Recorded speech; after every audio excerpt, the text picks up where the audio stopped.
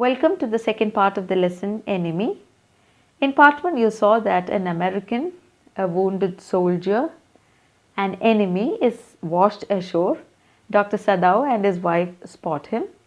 They are in a confused state whether to throw him back to the sea or take him home and treat him. He is a wounded man. Finally, they take a decision that they should treat him and they decide to take him home. At that moment, they realize there is another hindrance that is awaiting them. What would they tell the servants about the presence of an American in a Japanese home? So let's see what happens. But the servants, Sadao inquired. We must simply tell them that we intend to give him to the police, as indeed we must. Sadao, we must think of the children and your position. It would endanger all of us if we did not give this man over as a prisoner of war. Certainly, Sadao agreed. I would not think of doing anything else. So both of them are analyzing on their present situation and what would they do in future with this man. Thus agreed, together they lifted the man. He was very light, like a fowl that had been half starved for a long time, until it is only feathers and skeleton. So his arms hanging, they carried him up the steps and into the side door of the house. This door opened into a passage, and down the passage they carried the man towards an empty bedroom. It had been the bedroom of Sadao's father, and since his death it had not been used. They laid the man on the deeply matted floor. Everything here had been Japanese to please the old man. Underline that point.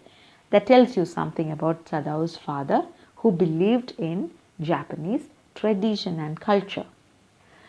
Who would never in his own home sit on a chair or sleep in a foreign bed. Hannah went to the wall cupboards and slid back a door and took out a soft quilt. She hesitated. The quilt was covered with flowered silk and the lining was pure white silk. He is so dirty, she murmured in distress. Yes, he had better be washed. Sadao agreed. If you will fetch hot water, I will wash him. I cannot bear for you to touch him, she said. We shall have to tell the servants he is here. I will tell Yumi now. Yumi is a servant who takes care of the children. She can leave the children for a few minutes and she can wash him. Sadao considered a moment. Let it be so, he agreed. You tell Yumi and I will tell the others. So both of them have planned to tell the servants about the presence of this white man in their house. But the utter pallor of the man's unconscious face moved him first to stoop and feel his pulse. It was faint, but it was there. He put his hand against the man's cold breast. The heart, too, was yet alive. He will die unless he is operated on, Sadao said, considering. The question is whether he will not die anyway.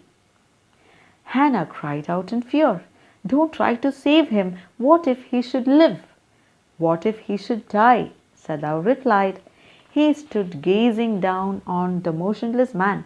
This man must have extraordinary vitality, energy, strength, or he would have been dead by now. But then he was very young, perhaps not yet 25. Here you find Dr. Sadao is seriously considering about performing the operation on this white man. At the same time, they are a bit worried about what would happen if this man is to live. You mean die from the operation? Hannah asked. Yes, Sadao said.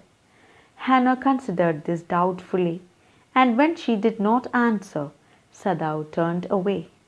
At any rate, something must be done with him, he said, and first he must be washed. He went quickly out of the room and Hannah came behind him. She did not wish to be left alone with the white man. He was the first she had seen since she left America, and now he seemed to have nothing to do with those whom she had known there.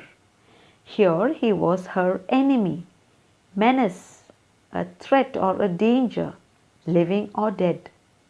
She turned to the nursery and called Yumi. But the children heard her voice, and she had to go in for a moment and smile at them and play with the baby boy, now nearly 3 months old.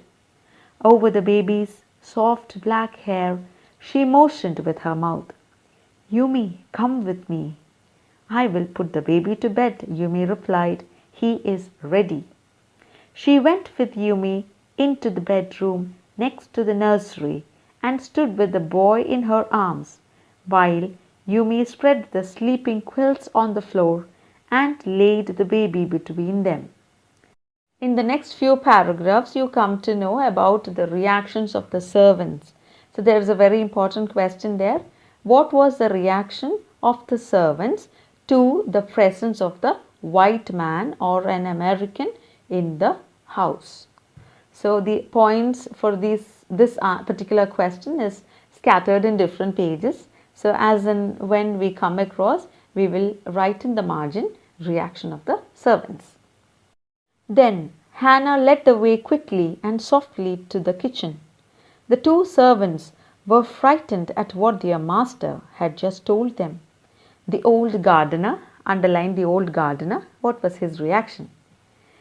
He was also a house servant, pulled the few hairs on his upper lip. The master ought not to heal the wound of this white man, he said bluntly to Hannah. The white man ought to die. First he was shot, then the sea caught him and wounded him with her rocks. If the master heals what the gun did and what the sea did, they will take revenge on us. This is how the old gardener reacted. He wanted the master to hand the American prisoner to the police. I will tell him what you say, Hannah replied courteously, politely. But she herself was also frightened, although she was not superstitious as the old man was. Could it ever be well to help an enemy? Nevertheless, she told Yumi to fetch the hot water and bring it to the room where the white man was. She went ahead and slid back the partitions. Sadao was not yet there. Yumi, following, put down her wooden bucket. Then she went over to the white man. When she saw him, her thick lips folded themselves into stubbornness. She became stubborn, obstinate. I have never washed a white man, she said, and I will not wash so dirty a one now. So you mark that point, Yumi's reaction. She was not ready to wash the white man. Hannah cried at her severely. You will do what your master commands you. There was so fierce a look of resistance, underline the point, upon Yumi's round, dull face that Hannah felt unreasonably afraid. After all, if the servants should report something that was not as it happened. Very well, she said with dignity. You understand, we only want to bring him to his senses so that we can turn him over as a prisoner. I will have nothing to do with it. I am a poor person and it is not my business, said Yumi. Then please return to your own work, said Hannah gently. At once Yumi left the room, but this left Hannah with the white man alone. She might have been too afraid to stay had not her anger at Yumi's stubbornness now sustained. Earlier you have seen that Hannah was a bit uncomfortable being left alone with the white man. Now her anger against Yumi is overpowering, and that is how she is left alone with the white man and she is the one who washes him. Stupid Yumi, she muttered fiercely. Is this anything but a man? And a wounded, helpless man. In the conviction of her own superiority, She bent impulsively and untied the knotted rugs that kept the white man covered. When she had his breast bare, she dipped the small clean towel that Yumi had brought into the steaming hot water and washed his face carefully.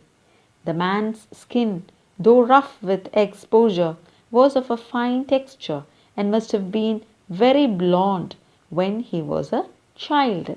So, Hannah is washing the wounded man when Yumi resisted. While she was thinking these thoughts, though not really liking the man better now that he was no longer a child, she kept on washing him until his upper body was quite clean. But she dared not turn him over. Where was Sadao? Now her anger was ebbing, declining, and she was anxious again, and she rose, wiping her hands on the wrong towel. Then, lest the man be chilled, she put the quilt over him. So you find Hannah washes the white man when her servant Yumi resisted doing the work. Sadao, she called softly. He had been about to come in when she called. His hand had been on the door and now he opened it. She saw that he had brought his surgeon's emergency bag and that he wore his surgeon's emergency coat. You have decided to operate, she cried. Yes, he said shortly. He turned his back to her and unfolded a sterilized towel upon the floor of the Tokonoma alcove and put his instruments out upon it. Fetch towels, he said. She went obediently, but how anxious now, to the linen shelves and took out the towels. There ought also to be old pieces of matting so that the blood would not ruin the fine floor covering. She went out to the back veranda where the gardener kept strips of matting with which to protect delicate shrubs on cold nights and took an armful of them. But when she went back into the room, she saw this was useless. The blood had already soaked through the packing in the man's wound and had ruined the mat under him. Oh, the mat, she cried. Yes, it is ruined, Sadao replied, as though he did not care. Help me to turn him, he commanded her. She obeyed him without a word, and he began to wash the man's back carefully. Yumi would not wash him, she said. Did you wash him then? Sadao asked, not stopping for a moment his swift, concise movements. Yes, she said. He did not seem to hear her, but she was used to his absorption when he was at work.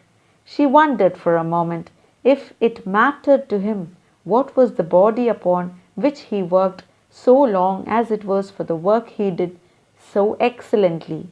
So here you find Hannah is an obedient wife supporting her husband in his work.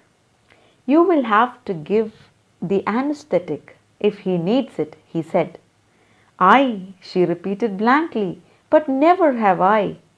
It is easy enough, he said impatiently. He was taking out the packing now. You remember what the packing is? The packing of sea moss that he had already kept on the wound. And the blood began to flow more quickly. He peered into the wound with the bright surgeon's light fastened on his forehead. The bullet is still there, he said with cool interest. Now I wonder how deep this rock wound is. If it is not too deep, it may be that I can get the bullet. But the bleeding is not superficial. He has lost much blood.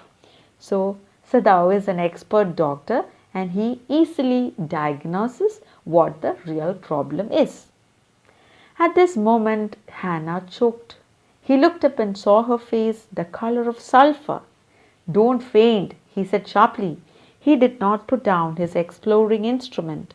If I stop now, the man will surely die. She clapped her hands to her mouth and leaped up and ran out of the room. Outside in the garden, he heard her retching, trying to vomit, but he went on with his work. It will be better for her to empty her stomach, he thought. He had forgotten that, of course, She had never seen an operation. But her distress and his inability to go to her at once made him impatient and irritable with this man who lay like dead under his knife. So there's a question there. Why was Sadao impatient and irritable at the same time? Answer is her distress and his inability to go to her made him impatient. Now let's continue. This man, he thought, there is no reason under heaven why he should live. Unconsciously, this thought made him ruthless, cruel, and he proceeded swiftly.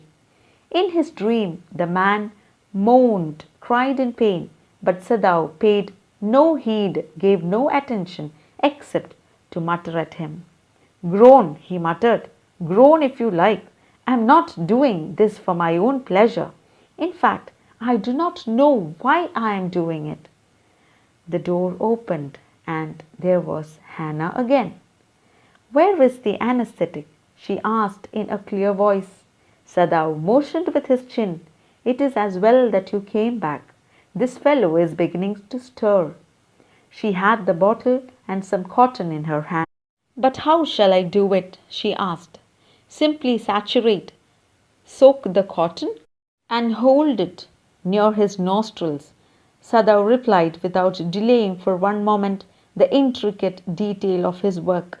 When he breathes badly, move it away a little. So here you find Sadao is giving proper and specific instructions to his wife as to how to give anesthesia to this patient. Thus we come to the end of part 2. Thank you, children.